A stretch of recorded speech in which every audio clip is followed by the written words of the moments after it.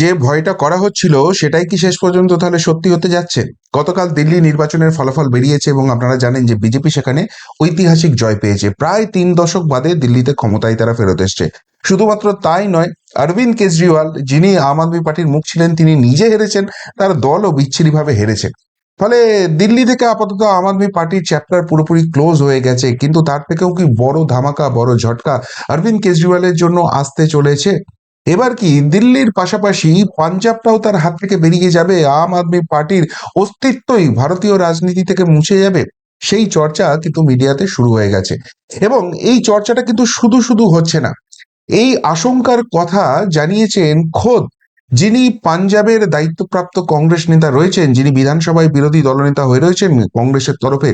তিনি জানিয়ে দিয়েছেন যে পাঞ্জাবের যিনি বর্তমান মুখ্যমন্ত্রী ভগবন্ত মান, আম আদমি পার্টি যাকে অরবিন্দ কেজরিওয়াল ভাই বলেন, সেই ভগবন্ত মান নিজে নাকি কেন্দ্রীয় স্বরাষ্ট্রমন্ত্রী তথা বিজেপির চাণক্য যাকে বলা হয় সেই অমিত শাহজির সঙ্গে তিনি যোগাযোগ করেছেন।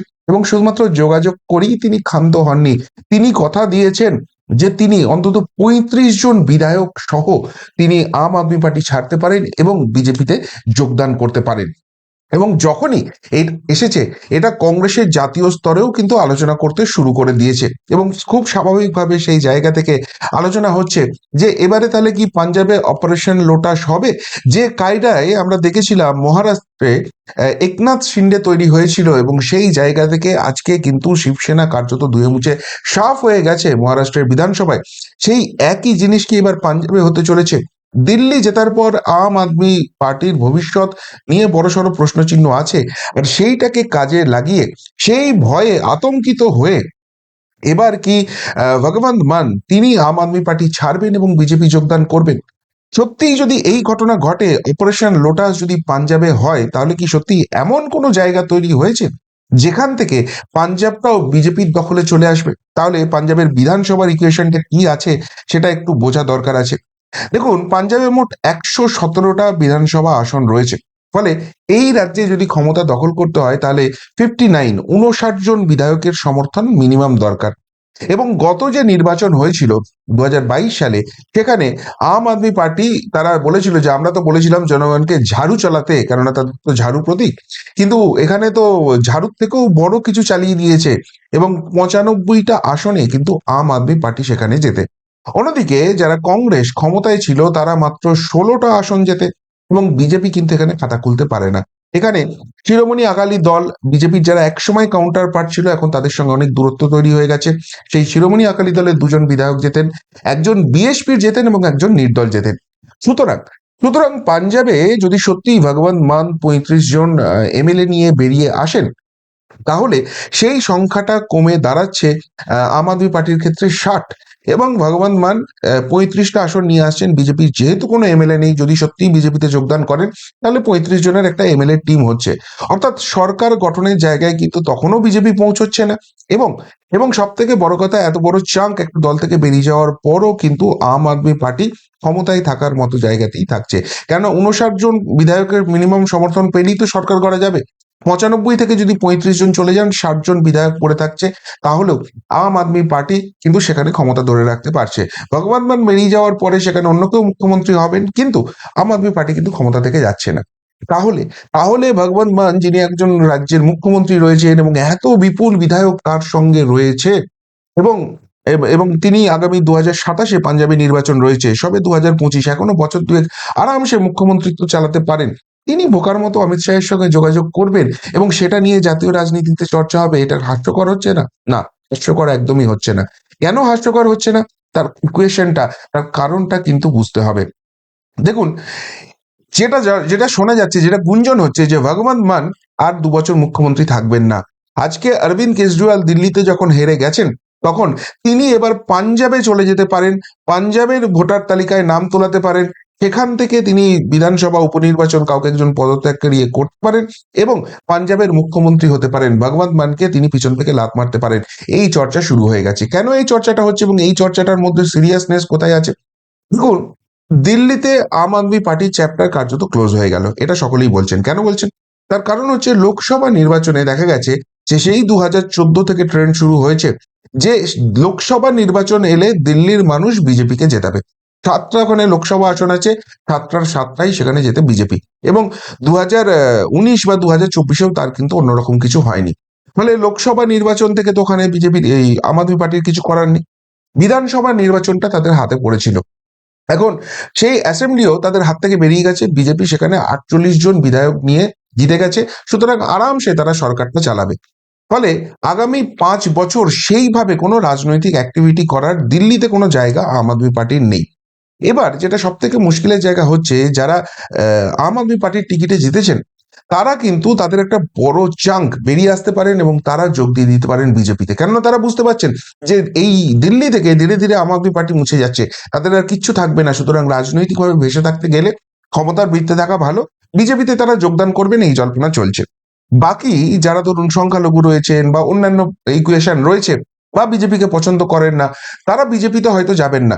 কিন্তু যখন তারা দেখবেন দলের একটা বড় অংশ বিজেপির সঙ্গে যুক্ত হয়ে গেছে, আমরা ক্ষমতায় নেই এবং আমাদের নেতা অরবিন্দ কেজরিওয়াল তিনি নিজে হেরে গেছেন, তারা কি করবেন? তাদের রাজনৈতিক ভবিষ্যৎ বাঁচাতে গিয়ে তারা কিন্তু কংগ্রেসে যোগদান করে দিতে পারেন। কেননা 5 বছর বাদে যদি কোনো বিধায়ক তাদের পড়ে না থাকে, কর্মীরা মনোবল হারিয়ে ফেলবেন, ক্ষমতার অলিন্দে নেই, তাদের নেতা সেখানে ভরকে গেছেন। ফলে দিল্লি থেকে কিন্তু অরবিন্দ কেজরিওয়ালের আর কিছু করার নেই, এখান থেকে কামব্যাকের কোনো রকম কোনো জায়গা নেই। এখন অরবিন্দ কেজরিওয়াল নিজেই বলেছিলেন দুর্নীতির দায়ে তাকে জেলে যেতে হয়েছে, সেটাকে তিনি ভিকটিম কার্ড হিসেবে খেলাবার চেষ্টা করেছিলেন এবং জনগণকে বলেছিলেন যে আমাকে যদি জেলে পাঠাতে না চাও তাহলে আমাকে ভোট দাও। কিন্তু জনতাও বিশ্বাস করতে শুরু করে দিয়েছে অরবিন্দ কেজরিওয়াল চূড়ান্ত রকমের দুর্নীতিবাজ মানুষ, সেই জন্য যাতে তার জেলের ব্যবস্থা হয় সেই জন্য তাকে হারিয়ে দেখিয়ে দিয়েছে। এখন এই অবস্থায় নরেন্দ্র মোদী বা অমিত শাহ বা যে যে সিস্টেম রয়েছে ভারতবর্ষের, তারা যদি অরবিন্দ কেজরিওয়ালকে জেলে পাঠাতে না পারেন, এটা কিন্তু বিজেপির জন্য বুমেরাং হবে। একটা লোক যখন মুখ্যমন্ত্রী আছে, সেই মুখ্যমন্ত্রী থাকা অবস্থায় তাকে জেল খাটতে হয়েছে, সেই লোকটা যখন কোনো রকম কোনো মুখ্যমন্ত্রিত্বে নেই, কোনো জনপ্রতিনিধিত্বে নেই, তখন সেই লোকটার জেল যাওয়াটা অবশ্যম্ভাবী। এবার জেলে যাওয়ার পর সেখানে তিনি নির্দোষ না তিনি ধোয়া তুলসী পাতা পরে প্রমাণ করবেন, কিন্তু এই জেলের মধ্যে চলে গেলে এই আপ কর্মী সমর্থকরা আরো বেশি ডিমোরালাইজড হবেন এবং অরবিন্দ কেজরিওয়ালের রাজনৈতিক কেরিয়ার শেষ হয়ে যাবে। আর এই জায়গায় তিনি যদি পাঞ্জাবে চলে যান, তাহলে পাঞ্জাবের মানুষকে তিনি একটা জিনিস এখন আপাতত বোঝাতে সমর্থ হবেন যে দেখো ভাই, দিল্লিতে আমার হাতে তো পুলিশটা ছিল না, সেই জন্য আমি কিছু করতে পারিনি, আমার ওখানে অনেক বাধা ছিল, দিল্লির সমস্ত কিছু, পুরো রাজ্য তো নয় ওটা, ওখানে ম্যাক্সিমাম জিনিসটাই কেন্দ্র থেকে ম্যানেজড হয়, সুতরাং আমি কিছু করতে পারিনি। পাঞ্জাবে আমাকে সুযোগ দাও, পাঞ্জাবে আমি অনেক কিছু করে দেখাবো, কেননা পাঞ্জাব হচ্ছে পূর্ণ রাজ্য। এবং যেহেতু এই ধরনের পার্টি, আম আদমি পার্টি বলুন বা যে ধরনের আঞ্চলিক দলগুলো হয়, এগুলো তো ব্যক্তিকেন্দ্রিক দল হয়, সুতরাং সে বা যেভাবে বলবে, যেটা বলবে সেটাই ফাইনালাইজ হবে। অরবিন্দ কেজরিওয়াল যদি ডিসাইড করে পাঞ্জাবের মুখ্যমন্ত্রিত্ব করবে, তাহলে তাহলে সেই জায়গা থেকে ভগবান মানের কিন্তু বিশেষ কিছু করা থাকবে না, তাকে মুখ্যমন্ত্রীর গদিটা ছেড়ে দিতে হবে। সেই জন্য ভগবান মান কিন্তু আনসিকিউর ফিল করতে শুরু করে দিয়েছেন। এবার সব থেকে যেটা গুরুত্বপূর্ণ হচ্ছে, কংগ্রেস কি দেখছে, গতকাল দিল্লিতে যে জয় হয়েছে, সেখানে জয়ের পর বিজেপি কর্মী শিবিরের যতখানি উচ্ছ্বাস ছিল তার থেকে অনেক বেশি উচ্ছ্বাস ছিল কিন্তু কংগ্রেস শিবিরের।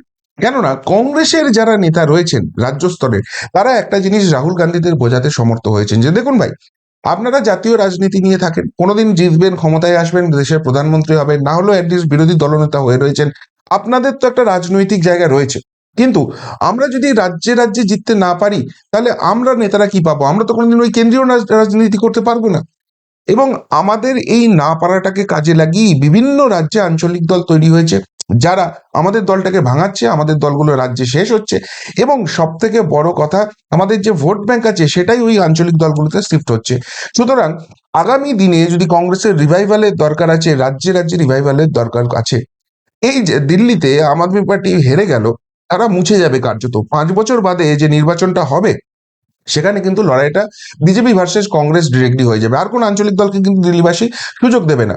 এবার যেহেতু বিরোধী দল হিসেবে কংগ্রেস উঠে আসবে, তারা বেশ কিছু বিধায়ক পাবে এবং গণতন্ত্রের মজাই হচ্ছে যারা বিরোধী থাকে তারাই কিন্তু পর্যায়ক্রমে একটা টার্ম, দুটো টার্ম, তিনটে টার্মের পর তারাই ক্ষমতায় আসে।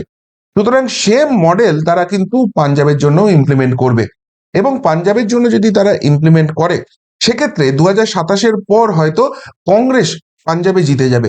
এবং কংগ্রেস যদি পাঞ্জাবে জিতে যায়, এই এই রাজ্য ওয়াইজ যে স্ট্র্যাটেজি আছে সেটা যদি পাঞ্জাবেও ইমপ্লিমেন্ট করে, ভগবন্ত মানকে কে তখন পুষবে? তখন সেখানে গিয়ে আবার অরবিন্দ কেজরিওয়ালরা ছড়ি ঘোরাবার চেষ্টা করবে। এই জায়গায় ভগবান মান যেটা দেখছেন যে আমার মুখ্যমন্ত্রী তো এমনিও যাচ্ছে অমনিও যাচ্ছে, এই সেই মাঝখান থেকে অরবিন্দ কেজরিওয়াল মুখ্যমন্ত্রিত্ব নিয়ে নেবেন এবং আমার কোনো রাজনৈতিক অস্তিত্ব থাকবে না। কিন্তু পাঞ্জাবে এই মুহূর্তে বিজেপি একটা স্ট্রাকচার তৈরি করার চেষ্টা করছে, কেননা পাঞ্জাবের শিখ ভোট সেইভাবে কোনোদিন বিজেপির সাপোর্টে ছিল না। পাঞ্জাবে একসময় বিজেপি ক্ষমতায় ছিল, কিন্তু সেটা শিরোমণি আকালি দল মেনলি জিতেছিল, বিজেপি তাদের পার্টনার ছিল এবং সেই হিসেবে পেয়েছিল। কিন্তু পরবর্তীকালে দেখা গেছে যে এই শিরোমণি আকালি দলের সঙ্গে বিজেপির একটা দূরত্ব তৈরি হয়েছে এবং কারেন্টলি বিজেপি যেটা দেখছে, তারা কিন্তু রিভাইভালের চেষ্টা করছে।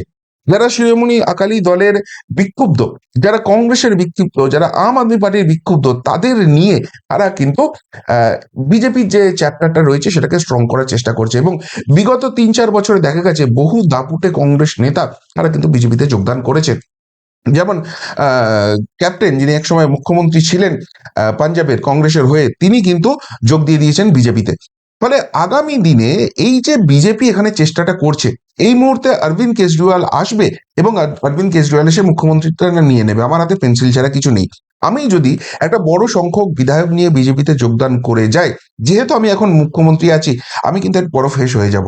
এবং সেই জায়গায় আমি মানুষের কাছে এই আবেদনটা করতে পারবো যে দেখো, দিল্লিতে নিজে হেরেছে, নিজের দলকে হারিয়েছে, তারপর জোর করে আমার মুখ্যমন্ত্রী তাড়িয়ে দিয়ে এখানে এসে ক্ষমতালোভী ক্ষমতার দখল করতে এসেছে। এই জায়গায় আমি প্রতিবাদ করে দল থেকে বেরিয়ে এসেছি এবং যারা এই প্রতিবাদটা সব থেকে বেশি করতে পারে সেই বিজেপির সাথ দিয়েছি। এই এই যদি ইকুয়েশনে তিনি যান, জনতা কিন্তু তার প্রতি একটা সমর্থন দেখাবেন এবং যে রাগটা, যে গুসাটা আছে, সেটা অরবিন্দ কেজরিওয়ালের উপর পড়বে। এবং সেখানে পাঞ্জাবে কিন্তু লড়াইটায় আম আদমি পার্টি অপ্রাসঙ্গিক হয়ে যাবে, সেখানে কংগ্রেস বনাম বিজেপি আবার চলে আসবে। আর তিনি বিরোধী দলনেতা হতে পারেন, তিনি জিতলে মুখ্যমন্ত্রী হতে পারেন, অনেক কিছু অপশন তার খোলা থাকছে যদি বিজেপিতে তিনি যোগদান করেন। কেননা বিজেপির সেইভাবে লিডারশিপ কিন্তু পাঞ্জাবে এখনো তৈরি হয়নি। আর এই জায়গাটা কি ভগবান মান কিন্তু দেখছেন। ফলে এই দুয়ে দুয়ে চার করে অনেকেই ইকুয়েশন গুলোকে দেখছেন এবং মনে করছেন যে পাঞ্জাবে অপারেশন লোটাস বিজেপি করবেই, তারা তাদের টিমটাকে সেখানে স্ট্রং করবে। আর সেই সুযোগটাকে কাজে লাগিয়ে অপারেশন লোটাস চলার আগেই একনাথ শিন্ডে হয়ে ভগবন্ত মান বিজেপির একটা বড় জায়গা তিনি দখল করে নিতে চাইছেন এবং সেটা যদি করে নেন, ভবিষ্যতের রাজনৈতিক জায়গায় তিনি টিকে থাকবেন। অরবিন্দ কেজরিওয়ালের সঙ্গে থাকলে তার হার নিশ্চিত হবে এবং দল থেকেই তিনি একসময় হয়তো বহিষ্কৃত হয়ে যাবেন, যেভাবে আপের অন্যান্য নেতাদের অরবিন্দ কেজরিওয়াল একসময় করে দিয়েছিলেন। যারা অরবিন্দ কেজরিওয়ালের হাত ধরে দিল্লি চ্যাপ্টার শুরু করেছিলেন, আজকে অনেকেই তাদের মধ্যে নেই, তার সরে গেছে, সরে যেতে বাধ্য হয়েছে, কেননা তারা অরবিন্দ কেজরিওয়ালের কম্পিটিটর হয়ে উঠছিল এবং সেই জন্য অরবিন্দ কেজরিওয়াল তাদের টানা ছেটে দিয়েছে। কালকের পর থেকে তারা ব্যাপকভাবে মুখ খুলতে শুরু করেছেন। স্বাতী মালিয়াল তো সব থেকে বড় কথা। সেই জন্য ভগবন্ত মান আর একটা কিন্তু স্বাতী মালিয়াল হতে চান না, ভগবন্ত মান আর একটা যোগেন্দ্র যাদব হতে চান না, তিনি কিন্তু বিজেপির সঙ্গে যোগাযোগ করছেন, এটাই কিন্তু খবর। ফলে শুধুমাত্র নিজে হারা বা দিল্লি হাত থেকে বেরিয়ে যাওয়া অরবিন্দ কেজরিওয়ালের জন্য বড় কথা নয়, বড় কথা নয় জেলে যাওয়ার আশঙ্কা, বড় কথা হচ্ছে আম আদমি পার্টিটাই এবার তার এক্সিস্টেন্স হারাতে পারে এবং সব থেকে বড় ধাক্কা হতে পারে। দিল্লিতে তো গণতান্ত্রিক হার হলো, রাজনৈতিক হার পাঞ্জাবে হতে পারে। কি মনে হয় আপনাদের, সত্যি পাঞ্জাবে অপারেশন লোটাস হওয়া সম্ভব? ভগবন্ত মান কি সত্যি একনাথ শিন্ডে হয়ে উঠবেন? সেখানে কি অমিত শাহের চাণক্য নীতি দেখা যাবে? অরবিন্দ কেজরিওয়াল কি পাঞ্জাবকে ধরে সার্ভাইভালের চেষ্টা করবেন, নাকি শেষ ভরসায় সেই তিহার জেলে যেতে হবে? তো অবশ্যই কমেন্ট বক্সে কমেন্ট করে জানাবেন। এখনকার মতো এখানেই শেষ করলাম, ফেরত আসছি নতুন প্রতিবেদন নিয়ে খুব তাড়াতাড়ি। ভালো থাকবেন, সাথে থাকবেন, পাশে থাকবেন। নমস্কার।